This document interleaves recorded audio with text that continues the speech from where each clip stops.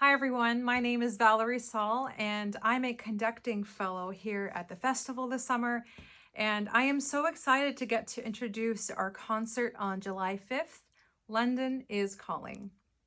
We open with a chorale for strings written by living composer Errollyn Wallen. She was born in 1958, and Wallen is an award-winning Belize-British composer, and she has been named as one of the world's top 20 most performed living composers. She has a tremendous output, such as 20 operas and a large catalog of orchestral, chamber, and vocal works, which are performed throughout the world. This strings-only feature was composed in 1995, and her style relies on expressive lyricism and vibrant dance rhythms.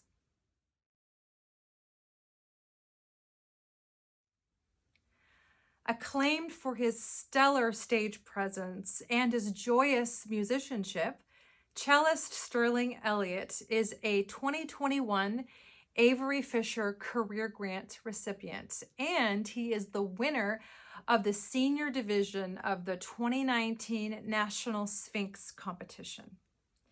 Already in his very young career, he has appeared with major orchestras such as the Philadelphia Orchestra, the New York Philharmonic, the Boston Symphony, the Cleveland Orchestra, the Los Angeles Philharmonic, the Detroit Symphony, and the Dallas Symphony, to name a few. He is going to be performing Elgar's famous cello concerto.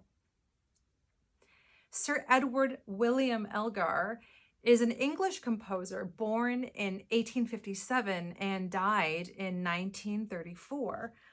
Among his best-known compositions are orchestral works that include the Enigma Variations, Pomp and Circumstance Marches, concertos for violin and cello, of course, and 2 symphonies. Elgar's Cello Concerto in E minor, Opus 85, is a cornerstone of the cello solo repertoire. Elgar composed it in the aftermath of World War I. We may discern in the despair generated from within by the strong vein of melancholy that has always been an element in Elgar's music. In the 4 movements, we hear music that is both reflective but with playful and energetic turns, like all of his music.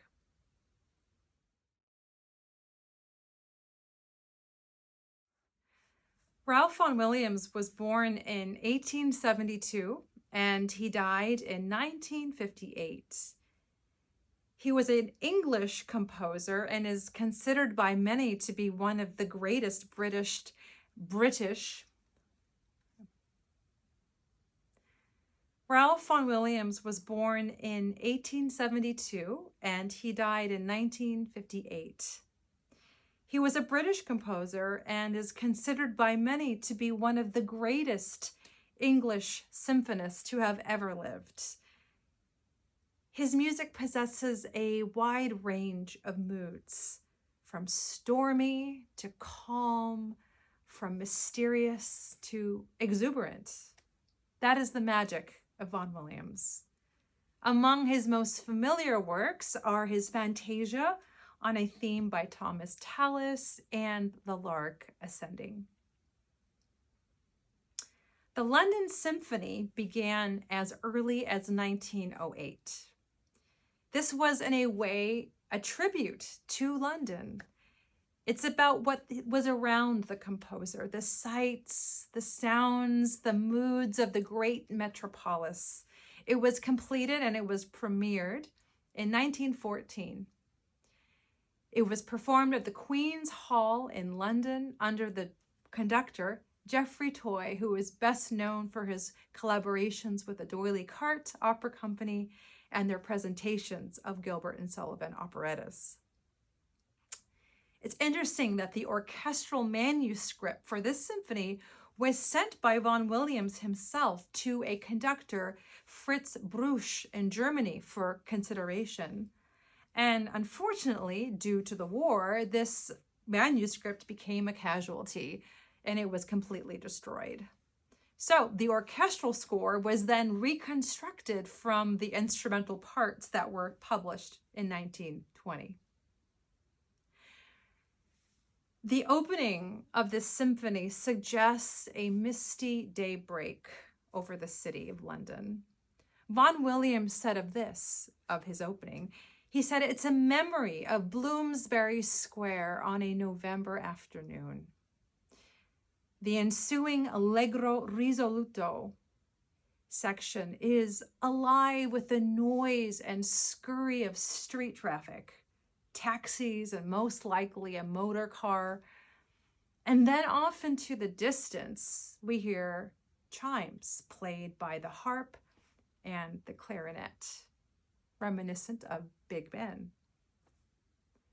The slow movement of the original, the lost version, was, in the words of Vaughan Williams' friend and fellow composer George Butterworth, who was unfortunately later to die in World War I rather, he said of this, he said, "It's an idyll of great skies and secluded byways, an aspect of London's quite familiar as any other. The feeling of the music is remote, and it's also mystical." Vaughan Williams himself wrote of the Scherzo Nocturne in the third movement. He says, "If the hearer will imagine standing on the Westminster Embankment at night, the distant sounds of the Strand with its hotels on one side and the New Cut on the other, it may serve as a mood in which to listen.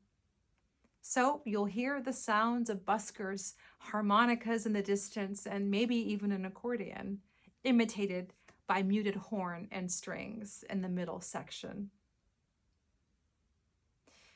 The magnificently rich finale, with an impassioned cry from the full orchestra that winds down to a solo cello, which introduces an Edgar-like march melody. A London Symphony ends with Big Ben, again an audible presence in the symphony. Vaughan Williams suggested to his biographer that the end of the symphony was inspired from a passage by H.G. Wells in 1909, in which the narrator sails down the Thames, seems to be passing all of England in review.